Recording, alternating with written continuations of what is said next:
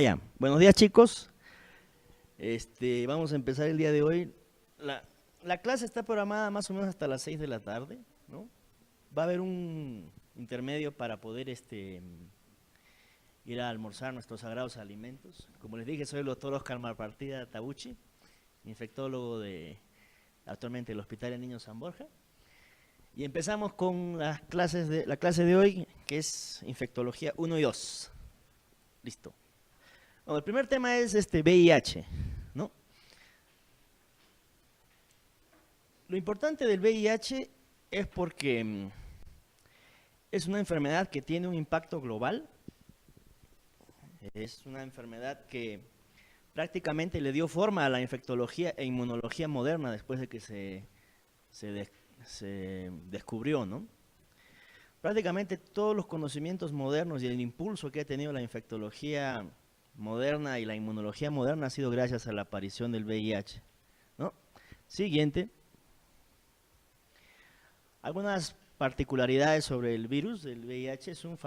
Sabemos que es un retrovirus, ¿verdad? Los retrovirus son aquellos que sintetizan su ADN a través de una polimerasa, una transcriptasa reversa, que luego introduce este ADN dentro de la célula huésped, ¿no? Hay que saber que dentro de los retrovirus tenemos a 3 virus con importancia clínica para nosotros, ¿no? Está el VIH-1, el VIH-2 y el HTLV, que también se divide en HTLV-1 y HTLV-2, ¿no? Todos tienen una transcriptasa reversa. Recordar que el virus que produce el síndrome de la inmunodeficiencia humana es el VIH-1 y VIH-2. Pero hay que saber que el VIH-1 es el que está mucho más diseminado por el mundo, ¿no? Si hablamos, todas las guías de tratamiento, la mayor parte de investigaciones se forman a partir de lo que se ha aprendido del VIH-1, ¿no? En el Perú, ¿cuál es el virus más común? El VIH-1, ¿no? ¿Dónde hay VIH-2? La mayor parte de casos de VIH-2, si bien hay en todo el mundo, donde hay mayor prevalencia es en el África subsahariana, ¿no? En el Perú, para que sepamos, el subtipo de VIH más común es el subtipo B. Siguiente. La vía de transmisión del VIH depende mucho de la población y la región geográfica en la que estemos. Por ejemplo, en Estados Unidos en la actualidad, la mayor cantidad de varones infectados por VIH son varones homosexuales o usuarios de drogas endovenosas.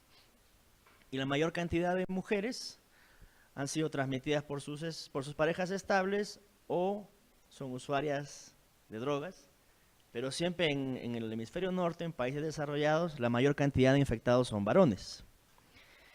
Lo contrario ocurre en el África, que más o menos la transmisión es 50-50, un poquito más para los varones, pero es casi 50-50. Y la mayoría de varones infectados son varones heterosexuales, y las mujeres también son mujeres heterosexuales que han sido contagiadas con su pareja estable. A diferencia de los países desarrollados, en la cual casi no hay usuarios de drogas endovenosas. En nuestro país, el 97% de la transmisión es por vía sexual, como ven en el gráfico. Un porcentaje muy pequeño es por vía parental, ya sea por hemoderivados o usuarios de drogas, y la transmisión vertical es un 2%, también es un porcentaje muy bajo. La mayoría de infectados en nuestro país son varones, más o menos un 60 a un 70%, y de estos, más de la mitad son varones homosexuales, ¿no? Un porcentaje bastante menor son las mujeres, y las mujeres, como ocurre en la mayoría del mundo, son la mayoría infectadas por sus parejas estables, ¿no? Siguiente. Este es un pequeño estudio que salió en Lancet en el 2006, en el cual se estudió en una corte observacional cuál era el momento en el que ocurría la mayor cantidad de transmisión perinatal de VIH, ¿no? Porque esa es una pregunta que siempre les van a hacer, o es algo que ustedes siempre deben saber. ¿En qué momento de la gestación? Primer trimestre, segundo trimestre, tercer trimestre, durante el parto, en el posparto o en la lactancia es que ocurre la mayor cantidad de infecciones. Se observó que la mayor cantidad ocurría en el parto y desde la semana 36 hasta terminar el trabajo de parto, ¿no? ¿Eso qué importancia tiene? Tiene importancia porque así nosotros, la norma técnica de prevención de transmisión perinatal de VIH y sífilis indica que se deben hacer dentro de los 3 o 4 controles mínimos que hay en el embarazo, tiene que tener por lo menos 2 pruebas de VIH y RPR para poder tomar acciones, ¿no?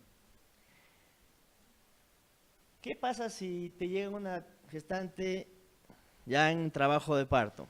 Dirías, ah, no, ya empezó el trabajo de parto, o ya ha estado 9 meses, ya ha estado 38 semanas sin recibir tratamiento contra el VIH. ¿Ya no le damos? La respuesta es no. La respuesta es siempre se puede intervenir. Y sabemos que la mayor cantidad, el 80%, ocurre en los momentos finales de la gestación.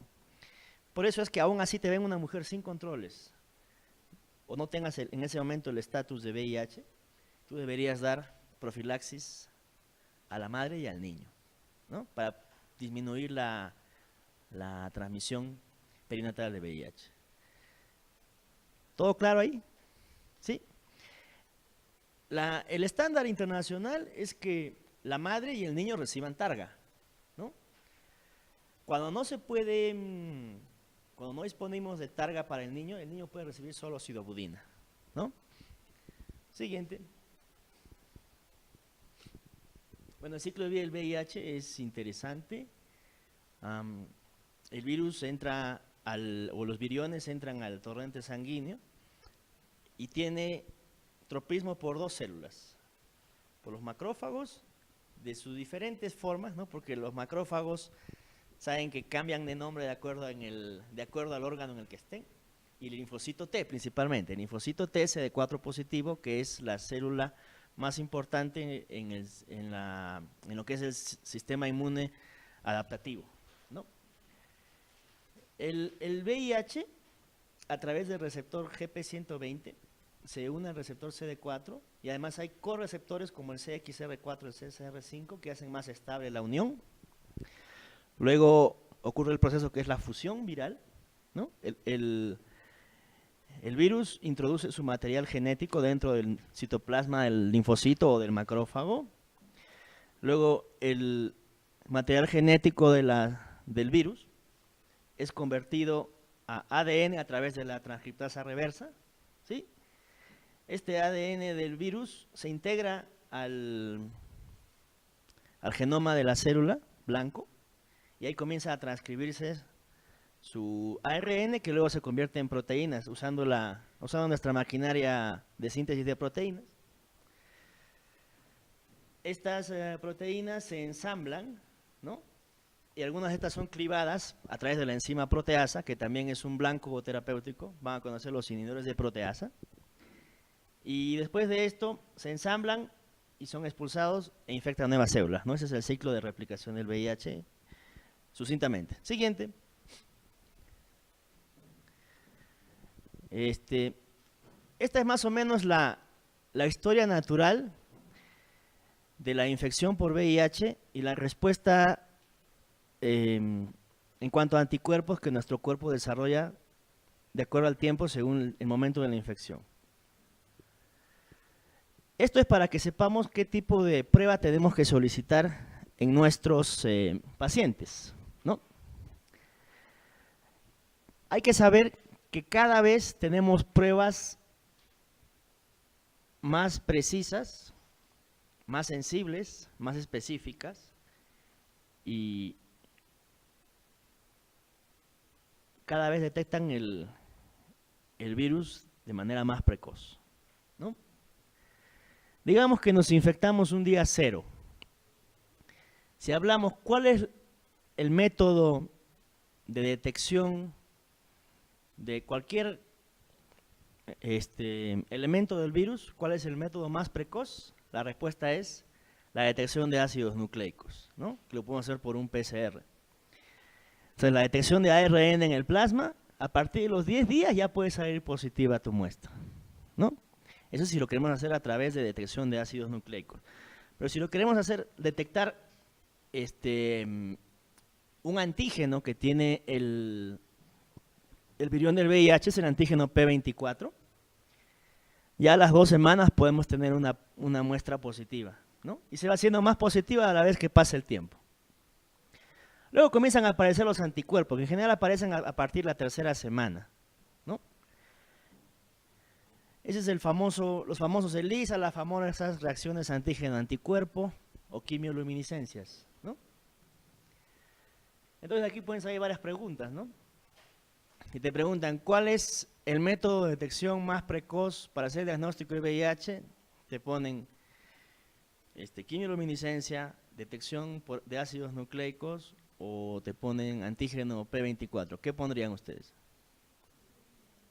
Fuerte. Ácidos nucleicos o PCR, ¿no? Casi siempre en enfermedades infecciosas la respuesta es PCR. Si no saben, PCR. Listo. La mayoría de veces, de verdad. Bueno, entonces, a los tipos de ensayos que tienen presente el antígeno P24 se les llama pruebas de 4ª generación, o mal llamadas ELISAs de 4ª generación, ¿no? Porque en realidad no son ELISAs la mayoría. Ok. Entonces cada vez más, incluso las pruebas rápidas ya detectan el antígeno P24. Y ese espacio entre que estabas infectado y una prueba convencional lo detectaba, que llamamos el periodo de ventana, cada vez se está cortando más, ¿no? ¿Y cómo es el diagnóstico del VIH? Siguiente. Esta no es. Regrese. El diagnóstico del VIH, pues básicamente se hace. Antes teníamos que hacer un ELISA más una prueba confirmatoria que era un Western blot, ¿no? Pero ahora las pruebas actuales tienen tanta sensibilidad y tanto valor predictivo positivo que a veces ya no es necesario. Por ejemplo, tienes un paciente que tiene síntomas de inmunosupresión, claro, si tiene una prueba positiva, el paciente está infectado, ¿no? O sea, las pruebas actuales tienen muy pocos falsos positivos. Y eso es lo que esperamos de una prueba, ¿no? Que tenga pocos falsos positivos, que tenga una buena sensibilidad, un buen valor predictivo negativo. Siguiente. Y ahora sí, esto lo acabamos de ver. La primera interacción entre el VIH y las células humanas al momento de la infección es la unión del GP120 con receptores CD4. Y eso es en toda infección viral. O sea, siempre el virus tiene que unirse a un receptor específico. ¿Cuál es el de influenza? Son los receptores de ácido ciálico, ¿no? El virión de la influenza se une a los receptores de ácido ciálico de las células epiteliales respiratorias y ahí es como ingresa, ¿no? La que podríamos tener duda es interacción CCR5 con receptores CD4, ¿no? Porque el CCR5 y la interacción CCR5 y los CD4, ambos están dentro de la célula huésped. O sea, ¿cómo vas a interactuar tú mismo con tu mismo? No es, ¿no? La otra, interacción del GP41 con el GP120. Ambas son partes del virus, del VIH. Entonces, siempre que haya una interacción entre virus y huésped, tiene que haber un elemento del virus y un elemento del huésped. Y acá el GP120 y el receptor CD4. Ya, en todo caso, si no saben, lo razonan, pues, ¿no? Ya. Siguiente. Listo. Respecto a los mecanismos de transmisión del VIH, ¿es falso qué? Siempre hay que saber eso, ¿no? Hay que ver qué te pide la pregunta. ¿A mayor carga viral hay mayor riesgo de transmisión? No sabemos, pero lo vamos a deducir. ¿Cuál es el objetivo de dar terapia antirretroviral? Es que la carga viral o la cantidad de virus que tenemos replicando en sangre se suprima. Como ya no hay virus circulando en sangre, ya no mata a nuestros CD4 y nuestros CD4 comienzan a subir, ¿no? Y si yo no tengo carga viral en sangre, mi carga viral es negativa, o sea, tengo muy pocos virus circulando vivos en sangre, la posibilidad de que yo transmita a alguien, ¿será alta o baja? muy baja o baja. Es casi imposible, ¿no? Ok. Si tienes una carga viral indetectable, la posibilidad de transmisión es casi imposible, ¿no? El mayor riesgo de transmisión madre a hijo se da durante la lactancia. ¿Cuál es la respuesta? ¿Cuándo se da? ¿Cuándo? Claro, durante el trabajo de parto, o sea, el final de la gestación y durante el trabajo de parto, ¿no? Durante la lactancia existe transmisión. Se recomienda que la madre no debe lactar al niño, pero ahí la transmisión es menor, ¿no? La transmisibilidad por agujas infectadas es menor que en virus de la hepatitis B. ¿Cuál es la respuesta? La respuesta es que el virus del VIH, el VIH es mucho menos infectante que la hepatitis B. Entonces, tienen que saber que la hepatitis B es mucho más contagiante. Cuando ocurre un accidente laboral, o sea, la posibilidad de infectarse en realidad es muy baja por VIH, pero por hepatitis B sí me preocuparía. Entonces, lo primero que yo me preocupo es ver cómo está el estado de vacunación del que ha sufrido el accidente, ¿no?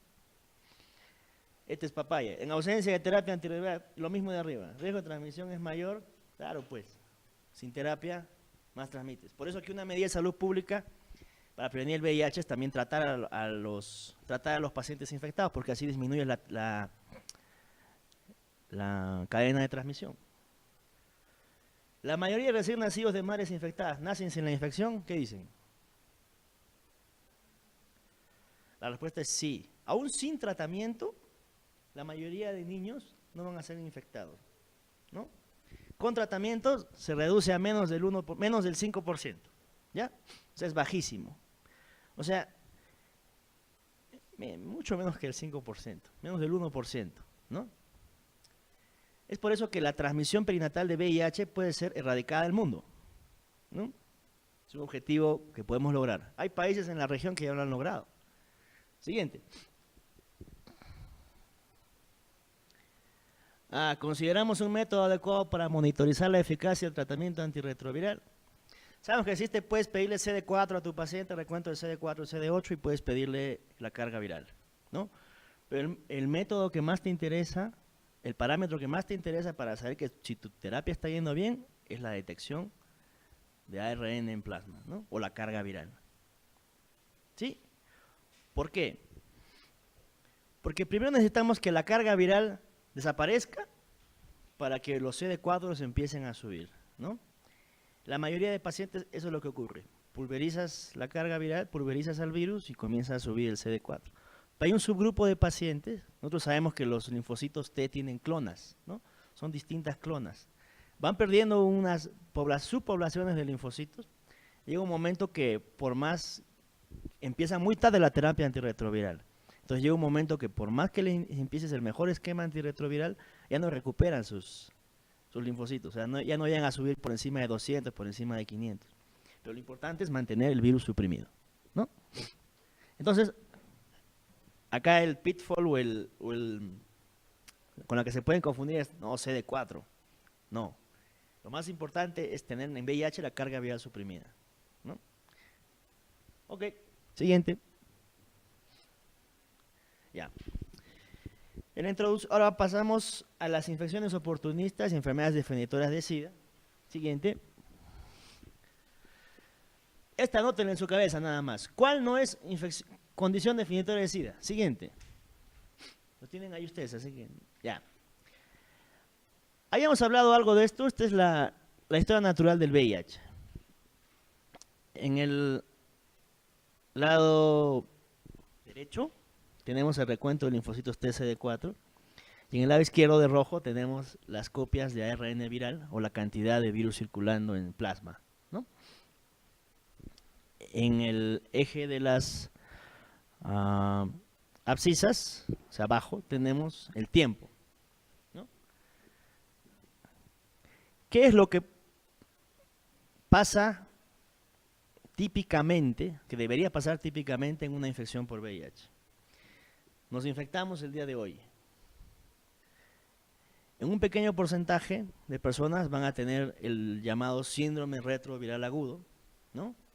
En el cual Después de la infección, a partir de unas 3 a 6 semanas, aparece un síndrome indistinguible de otros síndromes virales, como una mononucleosis infecciosa, como una gripe, ¿no?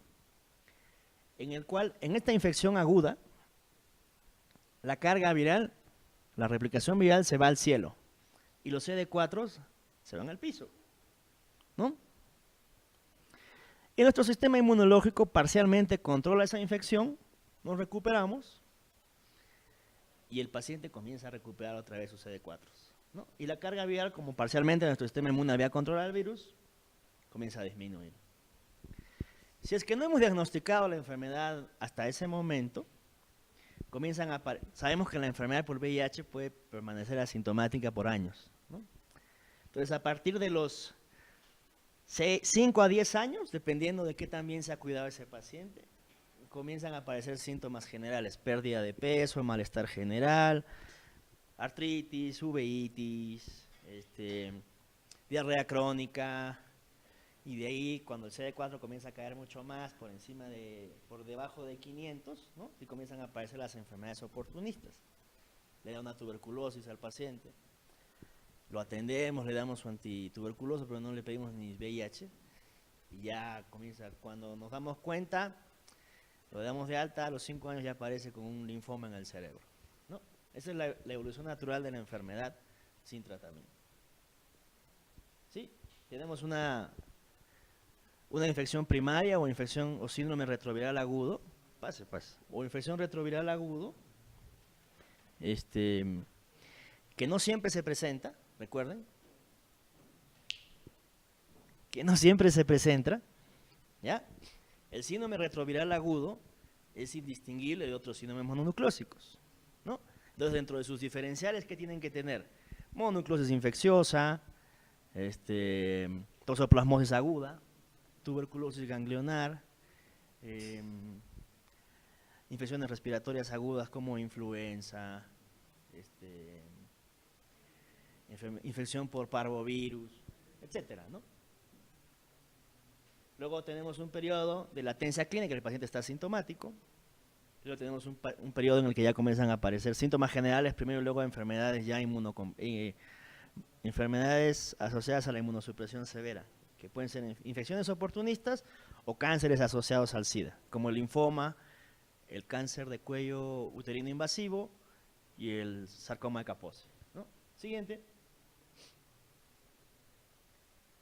Entonces, esta es la clasificación más utilizada por la CDC, los Centers of Disease Control de los Estados Unidos, que es una clasificación muy sencilla, que es la que en realidad yo más utilizo. Hay otra clasificación de la OMS también, ¿no? Bueno, se la clasifica a los pacientes en una combinación de dos tipos de parámetros. El primero son los parámetros clínicos, que van en el A, B y C. Recuerden, A es de asintomático. Asintomático, que también entra ahí el A de agudo, VIH agudo, y la linfadenopatía generalizada persistente. Ahí entran los categoría A. Nos vamos al C. En el otro extremo están todas las condiciones indicadoras de SIDA, ¿no? Acuérdense, condiciones C, listo. Y en el B están los que no son ni A ni B, ¿no? Son condiciones que están relacionadas a la inmunosupresión, pero no son necesariamente definitorias de SIDA, ¿no? Entonces, ese es el primer parámetro. Y el segundo parámetro es un parámetro inmunológico. El 1 es aquel que tiene más de 500. El 3 es el que tiene menos de 200. Y el 2 es el que tiene entre 200 y 499. Ponemos un ejemplo. Un hemofílico en los años 90 recibe una transfusión de sangre, ¿no? Y luego se dan cuenta, pues, de que dentro de los controles había habido alguien un donante que era infectado por VIH. Recuerden que en ese momento los métodos de detección de este virus no eran tan eficaces como ahora. Entonces le diagnostican de manera asintomática al paciente, ¿no? La hacen un CD4 y tiene más de 500. Entonces, ¿el paciente qué sería? Un A1, ¿no? Lo contrario. Te viene un paciente que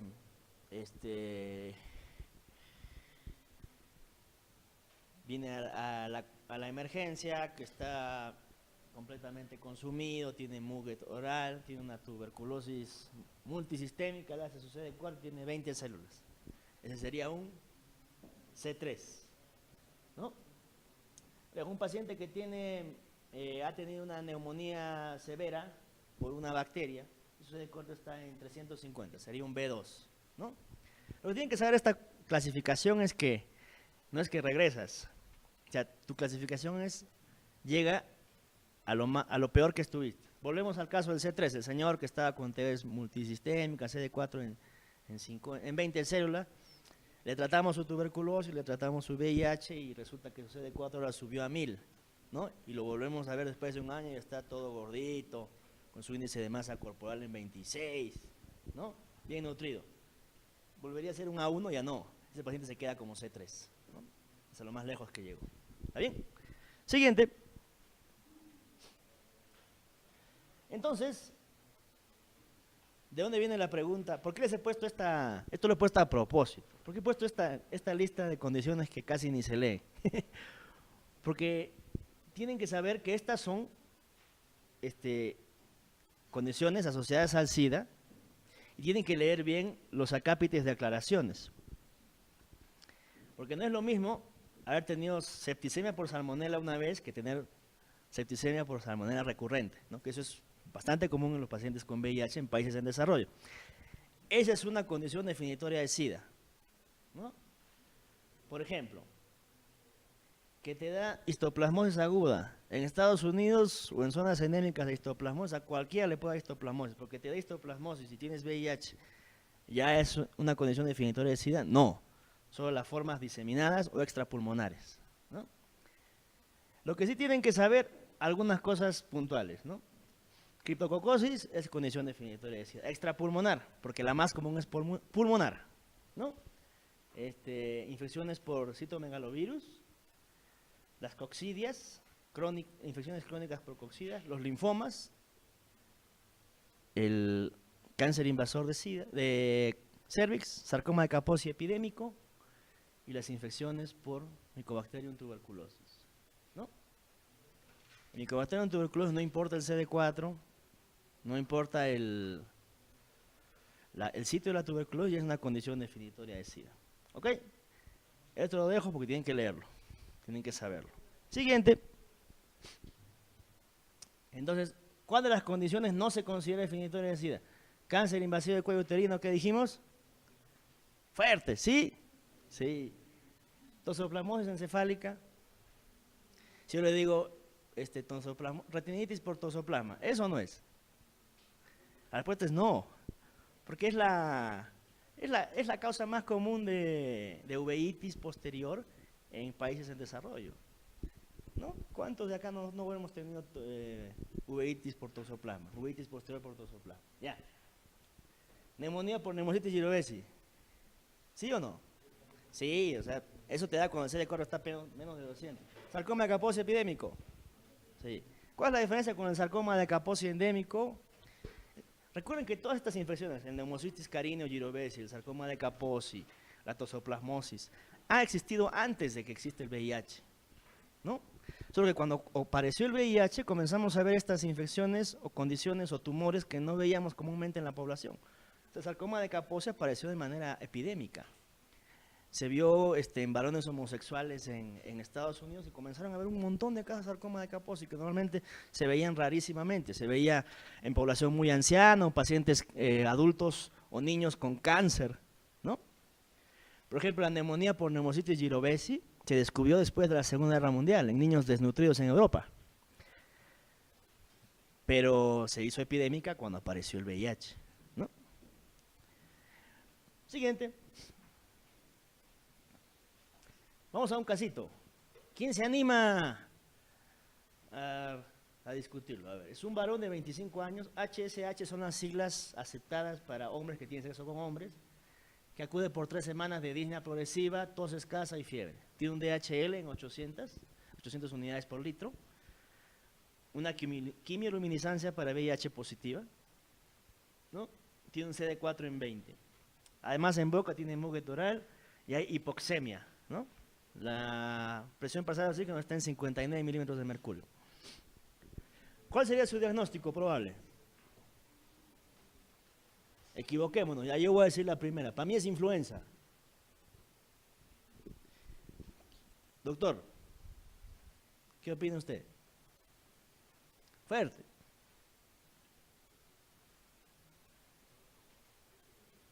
¿Qué? No, ya lo sabemos porque tiene CD4 en 20, VIH positivo, pero ¿cuál es la entidad respiratoria que está afectando a este paciente? Lo que sea, sí, láncese. Necesito más datos, o está bien lo que necesito. ¿Necesitas más datos? ¿Qué datos necesitas? ¿Qué?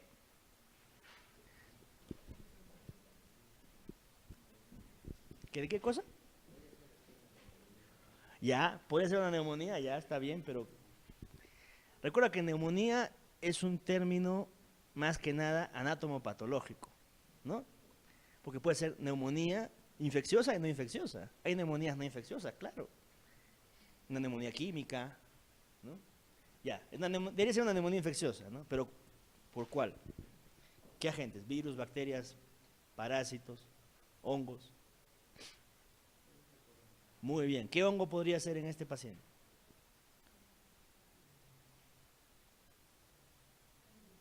Cándida. Ya. Cándida, en realidad, no es un patógeno de la vía respiratoria.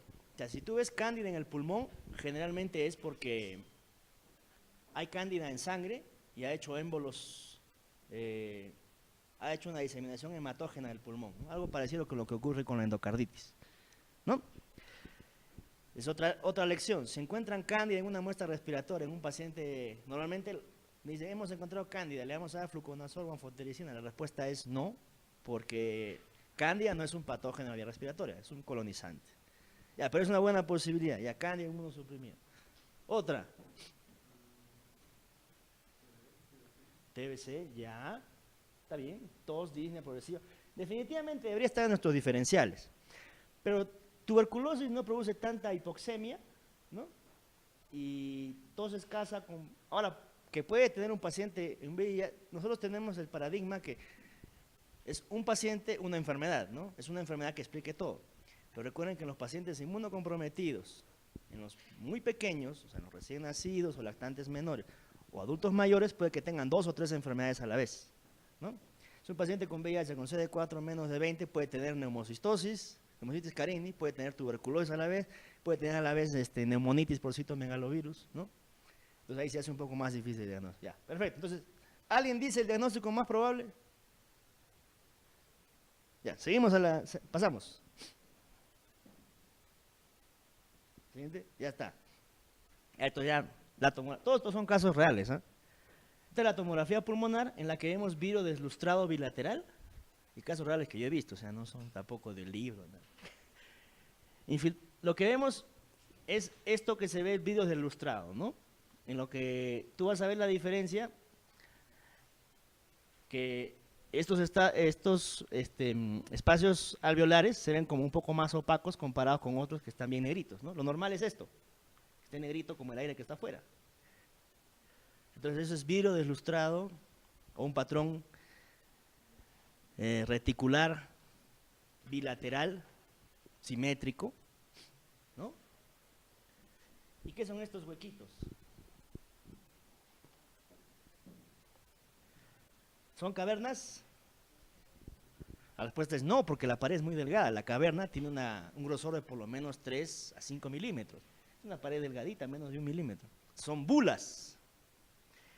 ¿Qué imagen típicamente produce disnea progresiva, malestar, tos, hipoxemia? Infiltrados intersticiales bilaterales y bulas. Este es un caso típico de, siguiente, neumocitis girovese, ¿no? ¿Por qué es importante saber esto? Porque esta es una de las infecciones y condiciones que todo médico debe conocer, tratar, porque esta infección mata, ¿no? ¿Ok? El neumocistis es un hongo ubicuo, está en todo lado, ¿no? Se transmite más que nada por vía respiratoria. Antes de que existiera la terapia antirretroviral, 70-80% de nuestros pacientes tenían estas infecciones, ¿no? La mortalidad es alta, va de 20 a 40%. El factor de riesgo principal es la inmunosupresión severa, con CD4 menos de 200, ¿no? Pero es que cuando un paciente tiene CD4 menos de 200, se le debe iniciar profilaxis con Bactrim para prevenir la infección por Pneumocystis jirovecii. O un paciente que ha tenido un episodio previo de Pneumocystis jirovecii.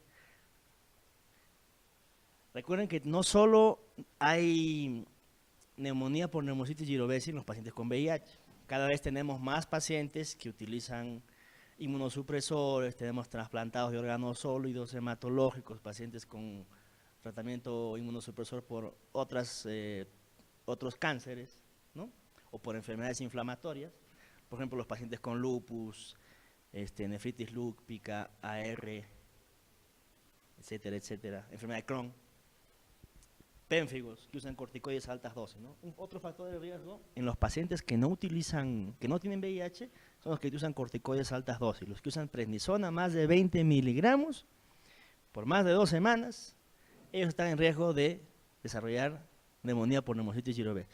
Si ustedes ven en las guías, pacientes, por ejemplo, los de leucemia linfática, que usan prednisona en su esquema, deberían usar corticoides como profilaxis. Los pacientes lúpicos que usan prednisona más de 20 miligramos al día, corticoides como profilaxis, ¿no? Por corticoides, digo, Bactrim como profilaxis. Ya, siguiente. Entonces, todo diagnóstico clínico se basa, al menos en enfermedades infecciosas, se basa en 3 cosas. Características del huésped, del microorganismo y del ambiente, ¿no? Del medio ambiente. El diagnóstico clínico en toda condición también se basa en los antecedentes, el cuadro clínico, los exámenes auxiliares y en el caso de microbiología, dentro de los exámenes auxiliares en infectología están los exámenes microbiológicos, ¿no? Tenemos un paciente que lo que más importa en la neumonía por Pneumocystis jirovecii es la disnea progresiva, ¿no? La tos, que la mayoría de veces no es productiva porque, como hemos visto, compromete principalmente el intersticio, no el parénquima, a diferencia de las neumonías bacterianas por neumococo, típicamente producen consolidación, esputo herrumbroso, se hepatiza el hígado, se hepatiza el pulmón, ¿no? No es lo que pasa aquí. Entonces, al examen físico, muchas veces no vamos a encontrar crépitos ni subcrépitos, ¿no? Porque el problema está en el intersticio. Lo que sí vamos a encontrar cuando hay problemas intersticiales es una hipoxemia marcada, ¿no? El paciente tiene una disnea de la patada. Las imágenes, el examen de elección cuando queremos ver imágenes intersticiales en el pulmón es la tomografía pulmonar de alta resolución.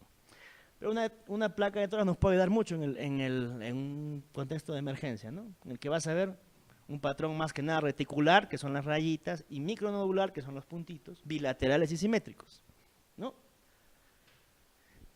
El examen directo de Pneumocystis jirovecii se debería hacer en esputo inducido o lavado bronquial alveolar, buscando los trofozoitos de Pneumocystis jirovecii, que se pueden ver en tinciones específicas para hongos como el GROCOT, o el GEMSA, que es mucho más sencillo y fácil de usar. Lamentablemente el rendimiento no es muy alto, ¿no?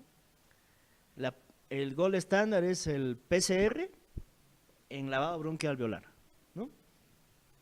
Pero también la mayoría de veces queda como diagnóstico presuntivo clínico, ¿no? O sea, ¿qué le quiero decir? Que no tienes que esperar a ver el neumocistis para empezar a tratarlo, ¿ok?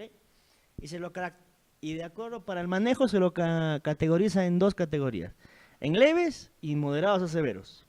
¿Qué diferencia el leve del moderado a severo? La hipoxemia.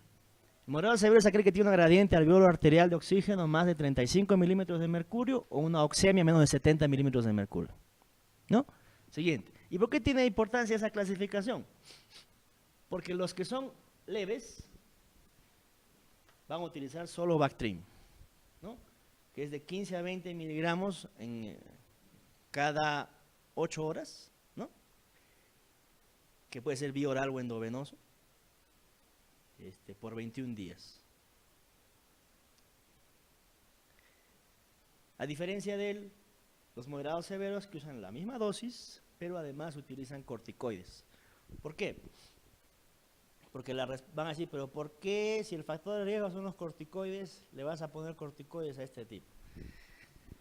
Es un juego de lo que ocurre en la inflamación. Al destruirse los quistes con el tratamiento del Bactrim, estos liberan sustancias proinflamatorias que pueden producir mayor daño y mayor estrés respiratorio. Por eso es que en estos pacientes que tienen hipoxemia, una gradiente elevada de oxígeno, se les sugiere dar corticoides como parte del esquema.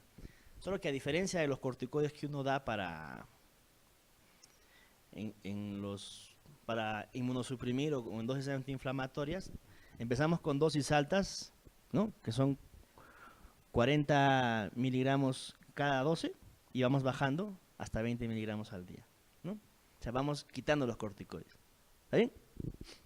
Ahí en la tablita que les he dejado, que es de la guía del AIDS Info, ahí está cómo lo tienen que ver. Entonces, los leves solo usan antibióticos y los moderados severos usan antibióticos más corticoides. ¿Está bien? Siguiente. Y si les he dicho que el corticoide debe darse para prevenir que la inflamación empeore, el corticoide se debería dar antes o después de la primera dosis del Bactrim, en las formas moderadas o severas. Antes. Entonces, cuando ustedes indiquen el Bactrim más corticoide en un paciente con neumocistosis moderada severa, tienen que indicar claramente que la primera dosis de corticoide sea por lo menos 30 minutos antes del Bactrim. ¿Ok? ¿Claro? Siguiente caso. Una mujer de 33 años con 10 años de infección por VIH que abandonó la terapia antirretroviral. Ingresó por hemiparesia izquierda progresiva de un mes de evolución. Siguiente. Ah, ya, la maté. Pensé que había la imagen. Entonces, un paciente con VIH avanzado que tiene un cuadro de focalización neurológica, la primera posibilidad debería ser, después de obviamente tomar las imágenes y ves lesiones cerebrales en un paciente con VIH avanzado, la primera posibilidad de lejos es toxoplasma. ¿Sí? La segunda sería tuberculosis, mucho más alejada es tuberculosis. La tercera, muy por debajo, es linfoma, ¿no? Ok, toxoplasma cerebral, la mayoría de veces son reactivaciones de infección latente por toxoplasma gondii, ¿no? Hay que tener... Ahora, cuando te hacen preguntas en infectología y te ponen como prueba serología, la mayoría de veces esa no es el gold estándar, ¿no? La serología son exámenes muy difíciles de interpretar, hay que verlo en el contexto del paciente. Es la infección más común cerebral en quienes no reciben profilaxis, ¿no? La seroprevalencia de toxoplasma gondii en la población normal es aproximadamente 80%, o sea, de aquí 8 de cada 10 vamos a tener serología positiva para toxoplasma. ¿Y eso es anormal? No, porque es un bicho ubicuo. La mayoría de veces es asintomático y no pasa nada. ¿Quiénes tienen problemas? Las gestantes que tienen la primera infección durante el embarazo y los pacientes con VIH, ¿no? O los inmunocomprometidos en general. A diferencia del neumocistis, ocurre con un CD4 más bajo, menos de 100, ¿no? En los pacientes con VIH estamos hablando, la principal posibilidad es en el sistema nervioso central, ¿no? De ahí sigue pulmón, en ojo y las formas diseminadas. A diferencia del inmunocompetente, que la principal localización es ocular, ¿no? Siguiente. Entonces, el cuadro clínico también hay que saber que no todos van a tener cefalea, a diferencia del criptococo, que casi todos tienen cefalea intensa. Lo que sí va a haber es un déficit neurológico focal, ¿no? Esa es la perlita, focalización. Y de acuerdo a dónde esté ubicado, puede haber pues, desde afecto plano hasta coma, porque puede haber elevación de la presión intracraneana, puede haber paresias, puede haber convulsiones, etcétera. Depende de dónde se localicen dentro del cerebro. Siguiente. Diagnóstico. No hay una prueba convencional específica para decir que el paciente tiene toxoplasmosis en HIV. ¿Por qué? Te viene un paciente con una lesión cerebral, una hemiparesia derecha, no tiene fiebre, le hace una serología para toxoplasma y le vas a ir positivo, un IgG positivo. Le das tratamiento para toxo, no mejora, otra vez le vuelves a dar tratamiento para toxo, no mejora. ¿Y qué había sido? Que era un tuberculoma, ¿no? Las imágenes pueden no ser específicas, ¿no? Entonces, el diagnóstico definitivo, ¿cómo se hace? Con su cuadro clínico, las imágenes y la biopsia cerebral. Ese es el diagnóstico definitivo. Por eso digo, en la práctica clínica convencional no tenemos una prueba definitiva. ¿Ok? Entonces, el diagnóstico, la mayoría de diagnósticos de toxoplasmosis que vamos a hacer son probables, ¿no? Tienes el cuadro clínico compatible, tienes un paciente con VIH bajo, tienes un IgG positivo. En este caso, el IgG positivo no tiene un valor predictivo positivo alto. Lo que sí tiene es un valor predictivo negativo elevado. ¿Qué quiere decir? Que si tu paciente tiene IgG negativo para Toxoplasma gondii, alejas la posibilidad bastante, ¿no? Entonces, el IgG en un paciente me sirve cuando es negativo en un VIH. ¿Está bien? Bueno, y si tienes... A ver, siguiente. Entonces, ¿cómo hacemos el diagnóstico presuntivo? Ahí está, el paciente con CD4 bajo, tiene su cuadro clínico compatible, que tiene un IgG positivo para Toxoplasma gondii y una imagen cerebral o resonancia cerebral con una lesión compatible, ¿no? Esas tres tienen una sensibilidad más del 90%. Y como sabemos,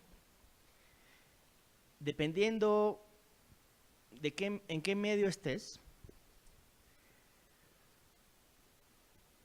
¿qué pasa si tú ves a un paciente con una lesión cerebral y VIH avanzado, obviamente, en Canadá, que la tuberculosis es muy baja ahí, dirías es toxoplasma? Y la segunda posibilidad, pensarías en un tuberculoma, salvo que haya tenido exposición, la respuesta sería no. La segunda posibilidad sería linfoma. En nuestro país es toxoplasma, luego tuberculoma y luego linfoma, ¿no? Siguiente. Entonces, ¿cuáles son las características imagenológicas que te hacen sospechar infección por Toxoplasma gondii, ¿no? Son generalmente lesiones múltiples que están en el parénquima cerebral, o en el parénquima cerebroso, o en el tronco encefálico, y están generalmente en la interfaz entre la sustancia blanca y la gris, ¿no? Y la mayoría de ellos presentan realce en anillo, o sea, captan el contraste de manera circular, ya sea el contraste iodado o el gadolíneo, y tienen edema perilesional, ¿no? Esto negrito es el edema, este es el contraste en anillo. Este es una imagen típica de toxoplasma, ¿no?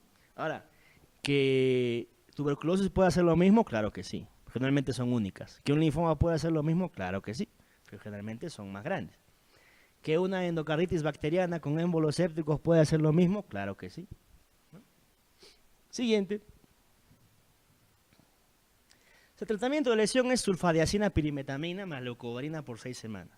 Lamentablemente en el Perú no lo tenemos disponible de manera convencional, entonces la terapia alternativa es Bactrim, a diferencia de la dosis que se da en neumocistosis, es una dosis más baja, se da por 6 semanas y en realidad en estudios clínicos se ha demostrado que no es inferior a sulfadiazina pirimetamina. Sí es cierto que hay una mayor tasa de recaídas a los 30 días, pero eso son estudios basados en la era pretarga, ¿no? Ahora cuando ya tienes un paciente así, ante las 6 semanas ya está recibiendo su terapia antirretroviral, ¿no? Entonces es una muy buena droga en realidad. Siguiente. Varón de 46 años, 4 semanas de dolor de cabeza intenso, en todo holocraniano, que ha ido aumentando de intensidad. Actualmente es 8/10. Hace 2 días vómitos de predominio matutino. Reciente diagnóstico de VIH, ¿no? Cefalea holocraniana con vómitos que predominio matutino nos habla de un cuadro de hipertensión endocraniana, ¿no? Siguiente. El agente etiológico es Cryptococcus neoformans, ¿no? Recuerden que en toxo lo que importaba era la focalización, ¿no? Ese es el signo clínico más importante. En este caso lo que más importa es la hipertensión endocraniana en criptococosis del sistema nervioso central. Esta foto es la famosa tinta china, ¿no? Es una prueba de diagnóstica muy fácil de hacer, muy barata, en la cual a la muestra que hemos tomado se centrifuga y le pones una gota o 2 gotas de tinta china, pues, o tinta india también. En inglés lo van a encontrar como India Ink, ¿no? Y nosotros le llamamos tinta china. Entonces se va a ver, este es el criptococo, esta es su cápsula que es gruesa, ¿no? Prácticamente es muy raro encontrar a otra levadura que tenga una cápsula gruesa, así de gruesa. Entonces, para el ojo entrenado prácticamente es el diagnóstico del Cryptococcus neoformans. Siguiente. Cryptococcus neoformans también es ubicuo, ¿no? Es mucho más común en regiones tropicales o subtropicales.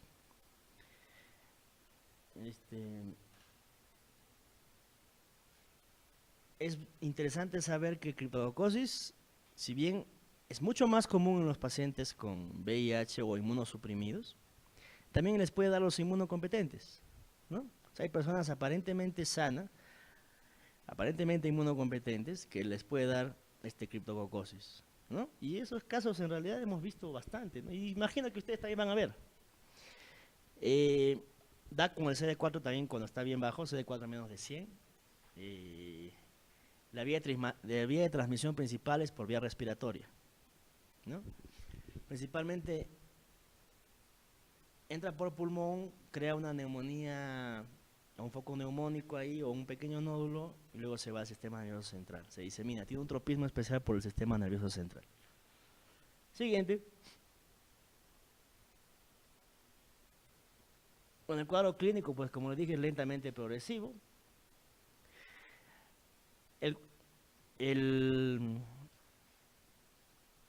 El hongo se va diseminando, o sea, primero va a sangre y luego va al cerebro, ¿no? Es por eso que en pacientes que todavía no tienen sintomatología neurológica, tú le puedes pedir un antígeno criptococo en sangre, ¿no? Que es la prueba más sensible en pacientes con VIH, y sale positivo, pero el paciente no tiene síntomas neurológicos. Ahí tú puedes dar lo que se llama terapia anticipada. Pero volviendo al tema, la meningitis por criptococo o la infección por criptococo con el sistema nervioso central se caracteriza pues por un síndrome meningio, ¿no? Rigidez de nuca, fotofobia, vómitos, y lo que más importa es la hipertensión endocraniana, ¿no? Cefalea intensa. Entonces el paciente, ¿por qué va a venir? Va a venir a la emergencia diciendo me duele la cabeza, conversando, hablando, sin conversar, me duele la cabeza, dolor de cabeza intenso. Recuerden que como el criptococo entra por vía respiratoria, algunos pueden tener tos y disnea, ¿no? Y hasta algunos pacientes pueden tener lesiones cutáneas, que son muy características. Siguiente. Estas son lesiones cutáneas del criptococosis, ¿no? Y si ustedes ven, se parece un poco, o se parece bastante, al molusco contagioso, ¿no? Es una lesión que parece umbilicada, múltiple. También puede haber, el diferencial en el Asia es la peniciliosis, que es producida por el hongo Penicillium marnefei, que también ocurre en inmunocomprometido. Siguiente. El diagnóstico obviamente es el cuadro clínico, el antígeno criptococo en sangre, ¿no? Que su sensibilidad es igual que la sensibilidad en líquido cefalorraquídeo, ¿no? Y obviamente la punción lumbar. Típicamente lo que vamos a ver es una celularidad escasa, a diferencia de las meningitis por tuberculosis, ¿no? O bacterianas agudas, por neumococo, por ejemplo, que tienen una cantidad inmensa de pleocitosis. En este caso, tienen poca celularidad, si hay hiperproteinorraquia, y lo importante es la tinta china, que va a ser positiva, tiene una sensibilidad muy alta, más de 80 a 90% en pacientes con VIH. En el no VIH, en el inmunocompetente, la sensibilidad es mucho más baja, ¿no? Entonces, pregunta, tú tienes un paciente que es un trasplantado de hígado, ¿no? Recibe su inmunosupresión. Estás pensando en criptococosis porque le duele la cabeza, porque tiene fiebre y de rigidez de nuca. Le hace la punción lumbar. Hay poca pleocitosis, hay hiperproteinorraquia. El paciente viene de la selva y la tinta china sale negativa. Ustedes dirían, ah, no es criptococo. La respuesta es, ¿qué es la respuesta? Replanteo la pregunta. En un VIH, en la punción lumbar, la tinta china sale negativa. ¿Ustedes podrían decir, no es criptococosis? Sí, porque su sensibilidad es muy alta. A diferencia de los no VIH, que la sensibilidad cae bastante, ¿no? Entonces ahí el antígeno de elección sería, la prueba de elección sería el antígeno de criptococo, ¿no? Mucho más sensible. Pero el diagnóstico definitivo se da con el cultivo. Para decir qué es el cultivo. Y el cultivo, hay que tener ciertas consideraciones. En adultos hay que mandar por lo menos 5 mililitros. A veces toman la punción lumbar y mandan 10 gotitas, obviamente que no va a crecer nada, pues es un falso negativo, ¿no? Por lo menos son 5 mililitros que hay que mandar. Y es importante porque el cultivo nos va a servir para... El cultivo positivo es el parámetro más importante para ver que hay buena respuesta al tratamiento, ¿no? O sea, quiere decir que al paciente con criptococosis le vamos a tener que hacer varias punciones lumbares hasta que obtengamos un cultivo negativo en líquido cefalorraquídeo. Y obviamente vamos a medir la presión intracraneana o la presión de apertura. Más de 25 centímetros de agua indican una mortalidad alta a las 2 semanas, ¿no? Siguiente. El tratamiento de criptococosis es sencillo. Van a ver en todas las infecciones fúngicas, el tratamiento es algo así. Primero necesitamos una fase en la cual se va a esterilizar el compartimento de este líquido, ¿no? Entonces la primera fase de este tratamiento antifúngico sería la fase de inducción o esterilizante, la segunda es la fase de consolidación y la tercera la fase de mantenimiento. La fase de inducción lo que vamos a utilizar es anfotericina B combinado con alguna otra droga. La droga de elección es anfotericina B liposomal o complejo lipídico, ¿no?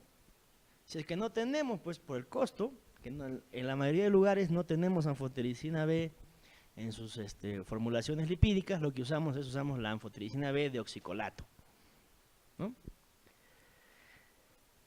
Y el mejor esquema que tú le podrías dar a tu paciente es combinar la anfotericina B a fluocitocina. Lamentablemente no hay fluocitocina siempre en el Perú. Hay países como Argentina, Ecuador que tienen, la India. Algunos pacientes nuestros les hemos traído de Argentina o de la India. Espero que no me esté escuchando el Digemit. Si no tienes fluocitocina, combinas tu anfotericina B con dosis altas de fluconazol. 800 miligramos al día, que sería algo así como 12 miligramos kilo día, ¿no? Para un paciente de 70, 80 kilos. Y si no tienes fluconazol a dosis altas o no quieres usar el fluconazol a dosis altas, usas Anfo-B de oxicolato solo, ¿no?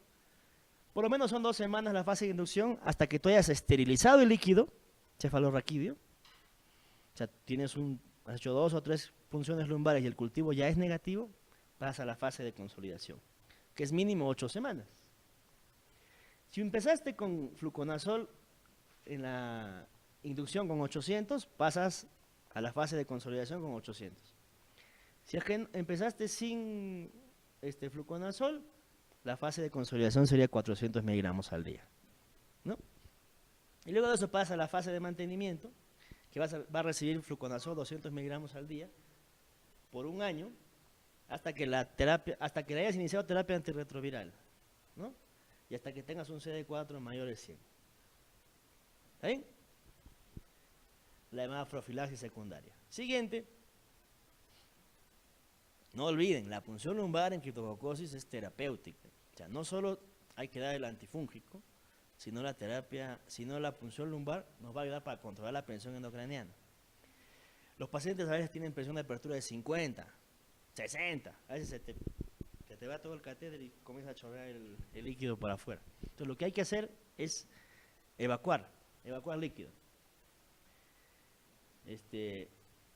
Mientras el paciente tenga una presión de apertura más de 20 centímetros de agua o síntomas de hipertensión endocraniana, tú tienes que hacerle punción lumbar diaria. ¿Cuánto vas a sacar en un adulto? De 20 a 30 mililitros hasta que la presión de apertura inicial haya disminuido un 50%. ¿No? Hay pacientes que nosotros punzamos 2 veces al día, hasta 3 veces al día. Si duele la cabeza, tienes que punzar. Si es que aún haciendo punciones lumbares seguidas no logras controlar la presión la presión intracraniana, debería ser visto por neurocirugía para que le haga una derivación externa o una derivación ventrículo-peritoneal, ¿no? Recordar que el manitol, la cetazolamida, los corticoides no tienen ninguna utilidad en este tipo de hipertensión endocraniana, porque aquí lo que ocurre es una obstrucción del flujo de líquido cefalorraquídeo, ¿no? Entonces ponerle manitol, acetazolamida o corticoides no tiene indicación. ¿Ok? Siguiente. Bueno, solo para que vean que también en cerebro y en pulmón el gran imitador es la tuberculosis, ¿no? Solo que la tuberculosis en el VIH, lo vamos a ver más adelante, tiene un patrón diseminado, ¿no? Y para los que quieren ser neumólogos o radiólogos van a encontrar este signo, que es el signo del árbol en brote, ¿no? Que son como tallitos y bolitas como este arbolito de acá, que eso indica que hay un proceso bronquiolar activo, ¿no? En los bronquiolos respiratorios, que están ocupados por algún tipo de contenido. Es el famoso signo de árbol en brote. Algunos dicen que es patognomónico de tuberculosis, pero en realidad no es cierto, porque cualquier infección o cualquier neumonitis puede producir eso, ¿no? Siguiente. Bueno, la relación entre tuberculosis y VIH en realidad es bien estrecha. Solo lo que tienen que saber es que todo paciente con VIH se le debe hacer descarte de tuberculosis al inicio y todo paciente con tuberculosis se le debe hacer prueba de VIH, ¿no? Recuerden que el principal daño que ocurre en tuberculosis no es por el bacilo mismo, sino por la respuesta inflamatoria que nosotros creamos contra el bacilo, ¿no?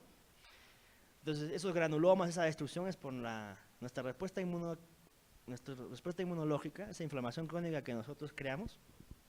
Las fístulas, los granulomas, las cavernas son en parte por nuestra respuesta inmunológica crónica contra el Mycobacterium en tuberculosis.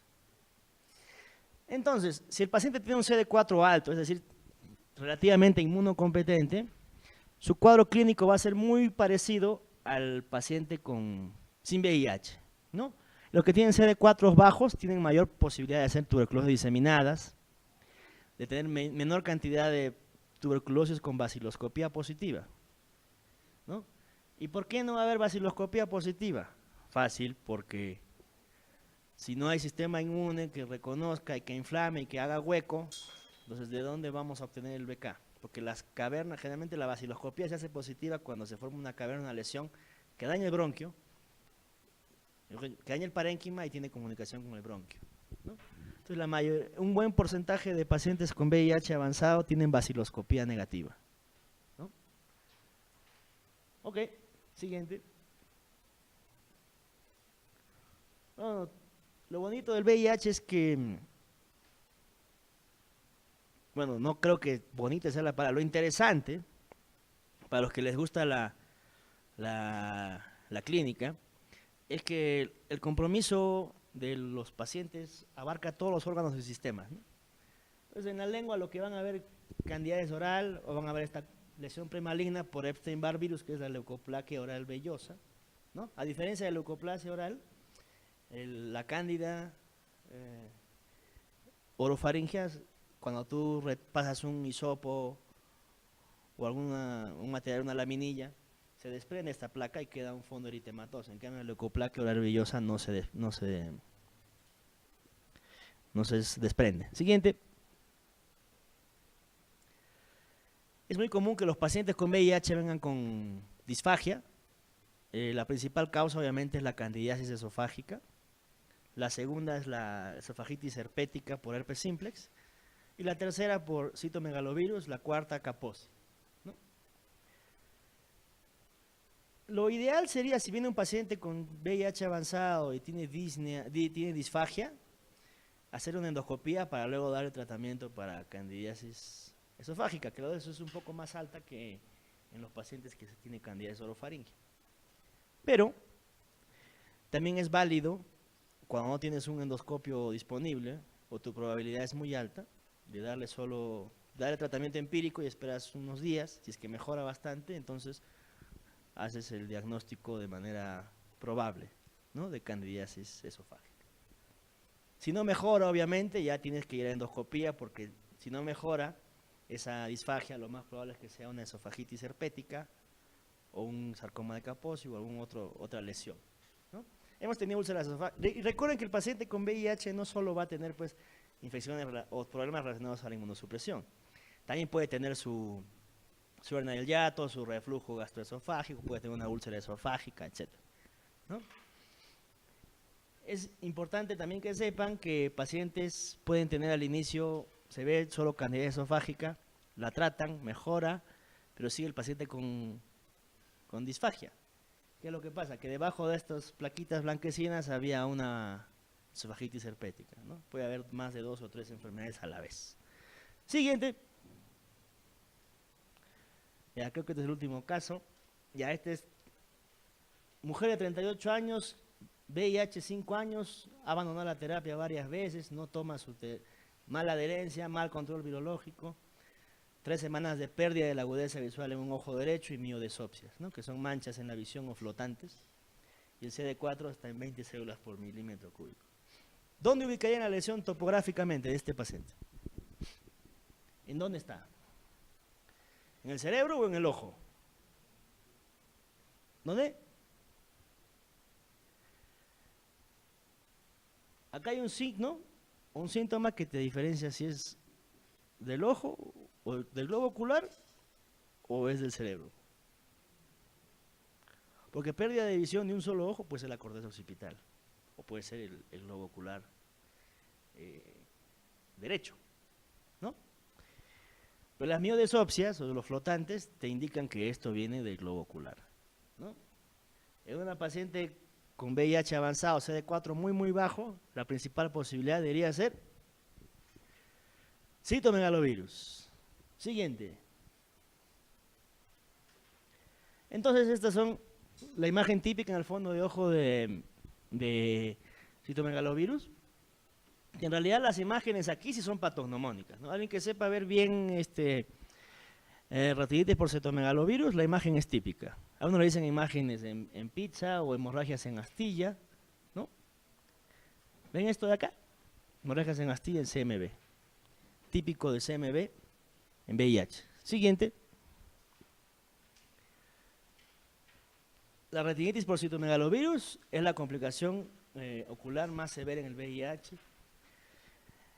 Igual que el toxoplasma gondii, igual que herpes simplex 1 y 2, la mayoría de personas ya hemos sido infectadas por el citomegalovirus cuando ya somos adultos, ¿no? Entonces, generalmente es una reactivación. A diferencia de los otros oportunistas, el citomegalovirus produce enfermedad cuando el CD4 está muy bajo, menos de 50. ¿Ya? Recuerden, neumocitis era 200, toxo y cripto eran 100. Citomegalovirus es menos de 50.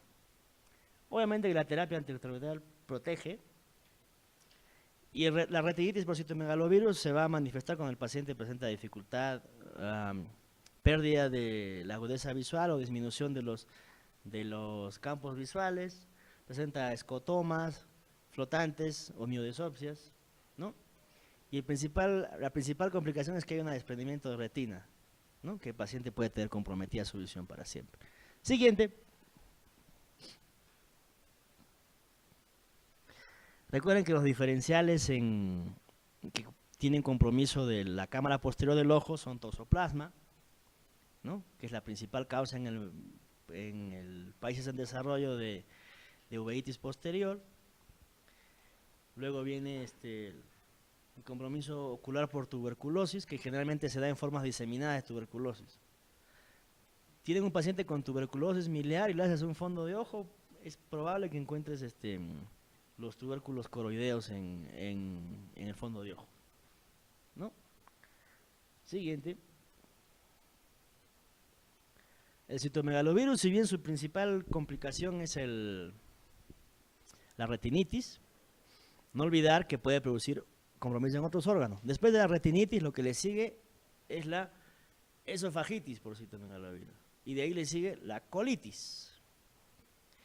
De ahí produce una enfermedad que se llama el síndrome CMV, mal llamado síndrome CMV, en el cual hay fiebre, malestar, puede haber adenopatías, puede haber un rash, ¿no? Y encuentras el citomegalovirus solo en sangre, ¿no? Puede haber encefalitis por citomegalovirus, mielitis por citomegalovirus, y donde sí es muy, muy raro que produzca enfermedad es la neumonitis o neumonía por citomegalovirus, ¿no? ¿Cómo se diagnostica el citomegalovirus? El diagnóstico definitivo es encontrar en la biopsia del tejido hallazgos compatibles con efecto citopático del virus, ¿no? ¿Por qué? Porque en pacientes inmunocomprometidos tú puedes encontrar el citomegalovirus dando vueltas, replicándose, que se llama infección por citomegalovirus. A diferencia de lo que es la enfermedad por citomegalovirus, en el que este virus que se replica está produciendo daño en algún órgano o tejido, ¿no? Me dejo explicar. Tenemos un paciente con VIH avanzado. Vino por una neumonía severa que parece neumocistis. Le damos Bactrim y mejora. Como parte del estudio, alguien le pidió carga viral para citomegalovirus y sale positiva, sale bien alta. Pero el paciente mejoró con el Bactrim. O sea, alguien diría, no, tiene neumonitis por citomegalovirus. Entonces, con lo que nosotros sabemos es que lo más probable es que ese citomegalovirus que se está replicando es una infección, no una enfermedad, ¿no? En citomegalovirus hay que hacer esa salvedad. Hay la diferencia entre infección por citomegalovirus y enfermedad por citomegalovirus. Se está replicando nada más el virus, pero no está produciendo daño al pulmón o en ningún otro órgano, ¿no? Ese concepto, ¿lo entendieron? O sea, citomegalovirus en inmunocomprometidos es muy probable que se replique, que circule en sangre o en otros compartimentos, pero no siempre va a producir enfermedad, ¿no? Y es más, puedes tener pacientes que tienen la infección por citomegalovirus se compartimentaliza.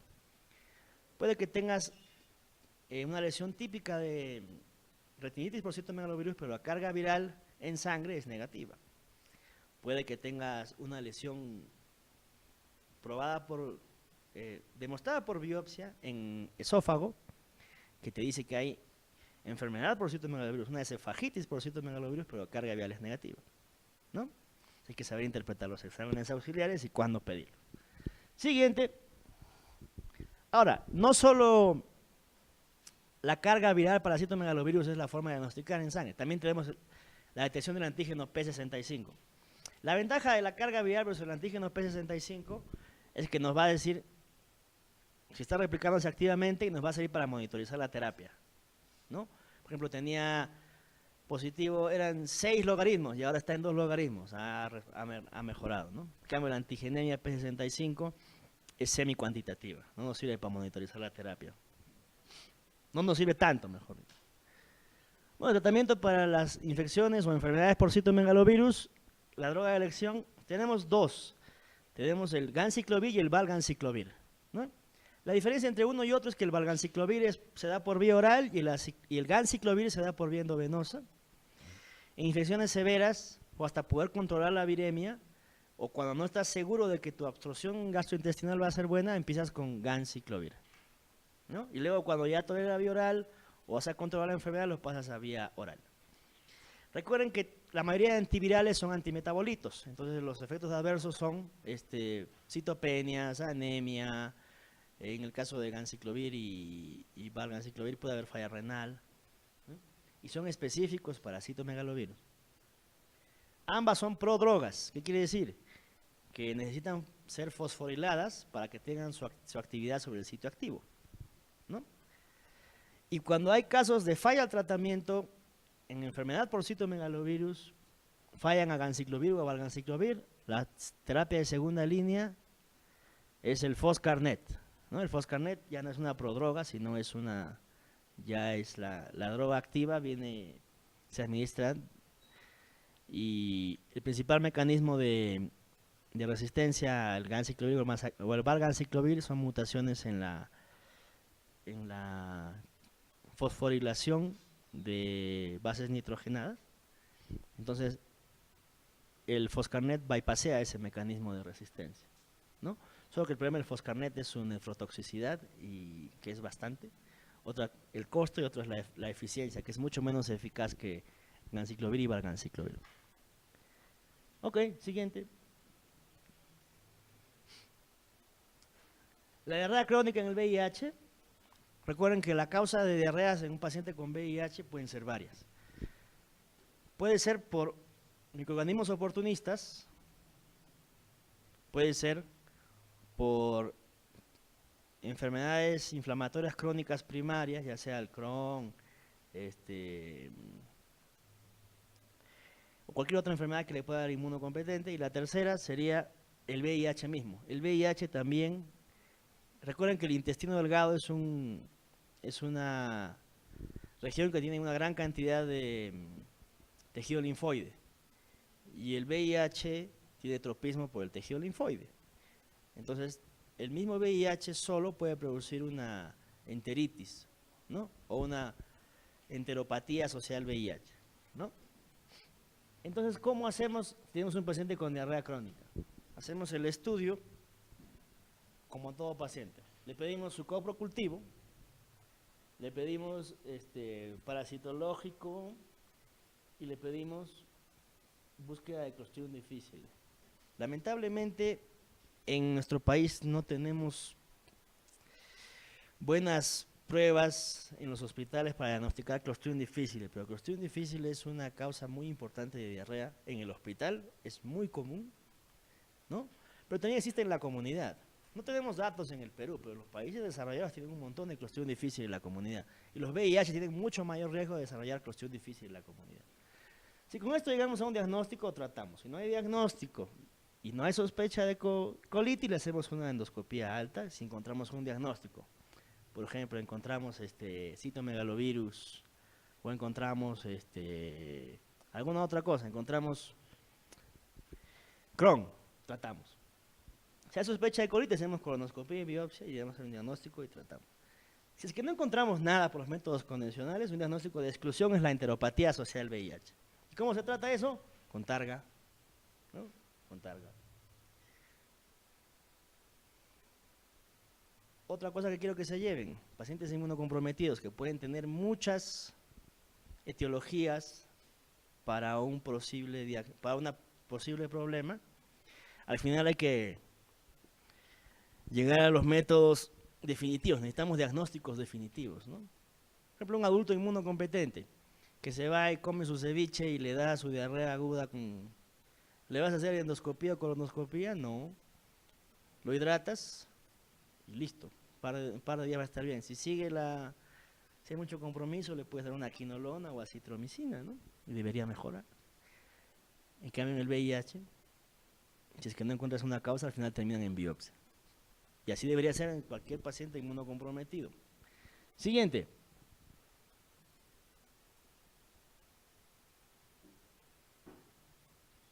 Next. Bueno, no olviden que también hay otras condiciones nutricionales como el síndrome de consumo, que se define como la pérdida de más de 10% del peso en menos de 6 meses. Siguiente. Y este es un diagnóstico de exclusión en pacientes que no tienen ni un cáncer ni tuberculosis, ¿no? Bueno, puede haber aspergilosis pulmonar en pacientes que tienen secuela o cavernas por tuberculosis. Se mete ahí el hongo y se forma el micetoma, ¿no? Siguiente. No olviden, el herpes zóster es muy común en pacientes con VIH. A pesar que estén con terapia antirretroviral, tienen mayor riesgo de desarrollar mayor cantidad de episodios de reactivación de herpes zóster y neuralgia posherpética. Recuerden que ya hay vacuna contra herpes zóster, ¿no? En inmunocomprometidos, la vacuna que tenemos en el Perú es Zostavax, que es la misma vacuna contra varicela, pero con una cantidad mucho más alta de virus vivo atenuado. Pero también ya hay una vacuna que es una vacuna atenuada, o sea, no contiene virus vivo, que se llama Shingrix, ¿no? Que pronto esperamos tenerla en el país. Entonces, si te preguntan, ¿hay vacuna para herpes zóster? La respuesta es sí. ¿Quiénes deberían recibirla?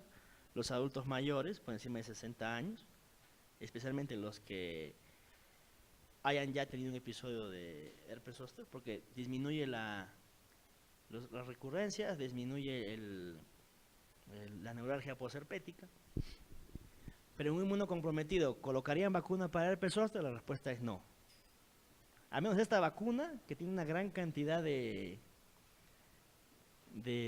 virus vivos atenuados, la respuesta sería no. Pero ya que hay una vacuna inactivada, es el siguiente paso. Siguiente. La angiomatosis basilar, que es producido por Bartonella, Genselae o Quintana, que puede producir lesiones cutáneas o en hígado y vaso. Cuando compromete vísceras se llama peliosis hepatis, o se llama peliosis, y cuando compromete la piel es la angiomatosis basilar.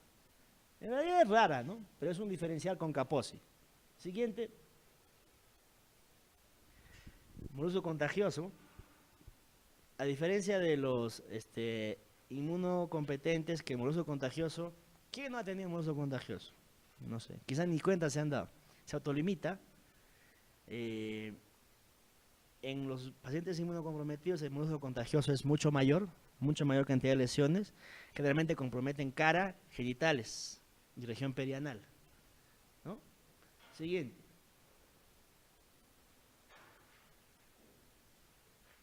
Ya. El último caso de oportunistas. Un varón de 26 años que viene de San Juan de Lurigancho, diagnóstico hace 5 años de VIH, sin terapia hasta la actualidad, viene por gingivorragia, petequias, adenopatías cervicales, axilares e inguinales. Una carga vial por más de 1 millón de copias, CD4 bajo, le piden un BK en esputo y sale un frotis 2 cruces. Obviamente el diagnóstico de tuberculosis es obvio ahí, ¿no? Pero vamos a decir algo más. Siguiente. Ese es un examen físico. Ven acá una lesión violácea en el paladar duro, ¿no? Vemos acá en miembros inferiores placas violáceas, edema en el dedo, bilaterales, lesiones no violáceas.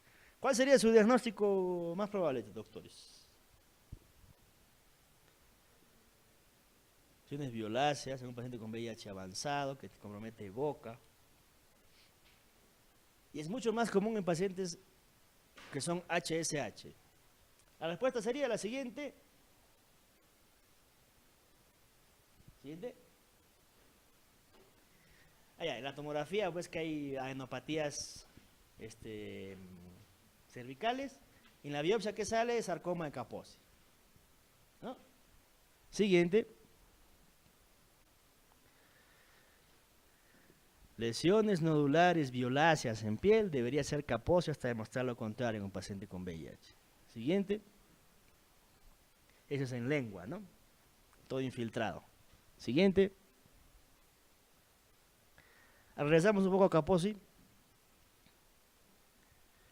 El sarcoma de Kaposi, como ya les dije, es un cáncer asociado al SIDA, que ocurre en pacientes con inmunosupresión avanzada, es más prevalente en pacientes varones homosexuales, es producido por el virus herpes 8, es un tumor de estirpe vascular, es un tumor maligno de bajo grado.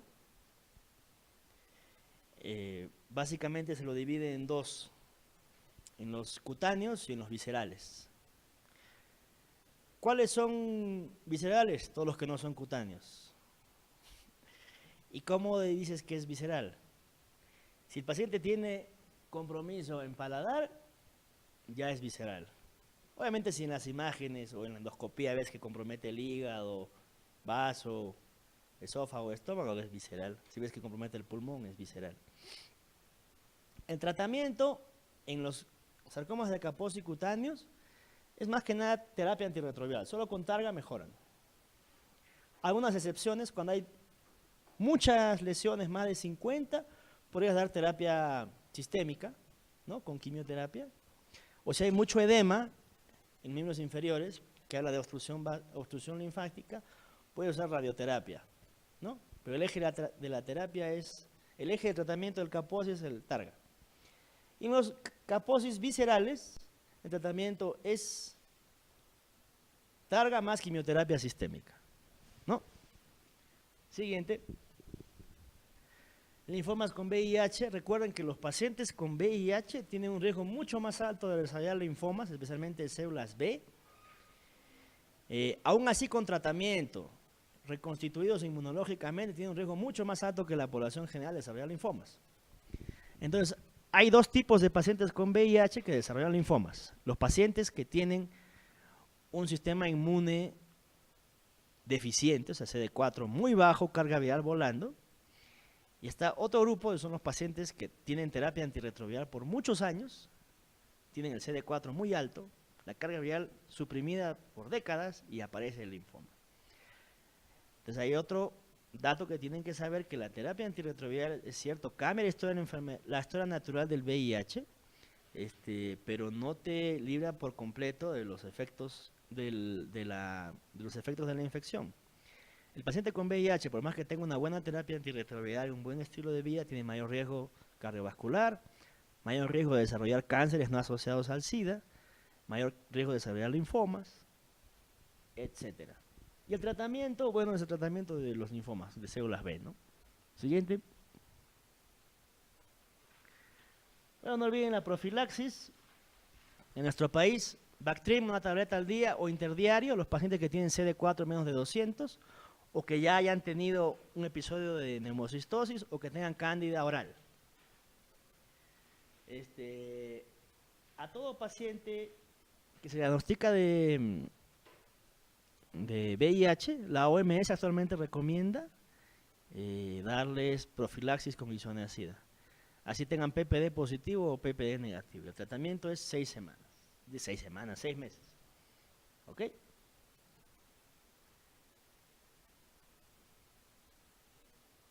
Ahí dice acitromicina, para prevenir contra Mycobacterium avium, pero en realidad en el hemisferio, en Sudamérica hay muy poco Mycobacterium avium, no es una medida de costo efectiva, entonces no se recomienda en nuestro medio. Si ustedes leen guías europeas o norteamericanas, ahí sí recomiendan el uso de acitromicina para profilaxis contra Mycobacterium avium. Siguiente.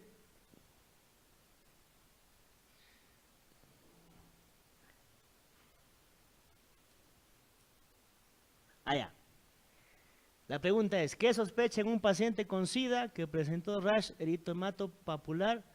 Se le practicó una biopsia hepática por fiebre prolongada y se le informa como peliosis hepática. ¿Cuál sería la causa?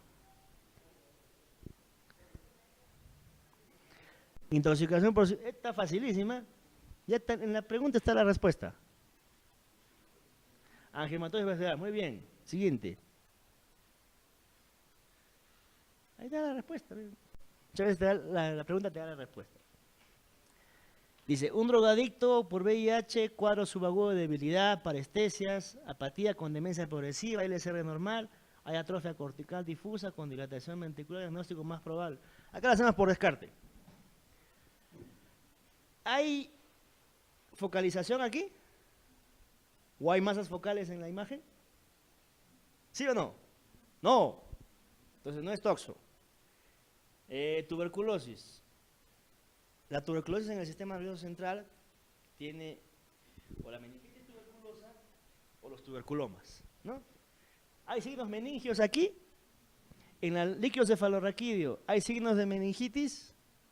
No. La imagen muestra meningitis o hidrocefalia, que es el otro hallazgo en la tuberculosis del sistema nervioso central. ¿O hay un tuberculoma? No, entonces no es tuberculosis. Criptococosis cerebral que hemos tocado. ¿Hay signos de hipertensión endocraniana? ¿Cefalea, náuseas, vómitos? No. ¿En la punción lumbar hay alguna alteración compatible con criptococo? Te hablan de pleocitosis, no, te hablan de hiperproteinorraquia, te hablan de consumo de glucosa, te hablan de tinta china positiva, ¿no? En la tomografía, ¿qué deberías ver? Un poco de inflamación meningia, un poco de edema cerebral, no hay. Entonces, ¿criptococosis es? No es. Algo que me faltó describir fue la leucoencefalopatía multifocal progresiva, ¿no? Que generalmente es una, como dice el nombre, compromete sustancia blanca, respeta la sustancia gris, es una condición que aparece con el VIH muy avanzado, puede producir síntomas neurológicos como demencia, focalización neurológica, signos de primera o segunda neurona. Entonces, en la tomografía hablan de compromiso de sustancia blanca. El diagnóstico por descarte, ¿cuál sería? Encefalitis por VIH. A ver, la siguiente. Ahí está, sin saber. Entonces, la encefalitis por VIH es un diagnóstico también de descarte, ¿no? Por eso lo pusimos ahí. Es un cuadro en el que va a haber encefalitis. Lo que predomina son los síntomas neurocognitivos. Lo que sigue es que el líquido cefalorraquídeo no es inflamatorio, ¿no? Y lo que vamos a ver también es que hay atrofia cortical. Y a veces parece que hay hidrocefalia, pero no es hidrocefalia. Lo que pasa es que como se atrofian la sustancia blanca y gris, lo que ocurre es una hidrocefalia ex vacuo, ¿no? O sea, los ventrículos o el agua reemplazan al parénquima cerebral, ¿no? Por eso dice dilatación ventricular, pero no hidrocefalia. ¿Ok? Siguiente. Paciente adulto VIH, terapia de elección para toxoplasmosis aguda.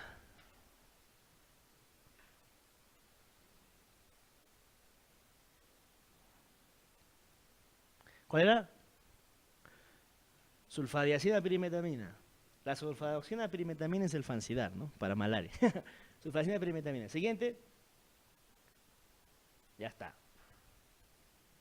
¿Sigue? Ok, vamos a tomarnos un par de minutitos.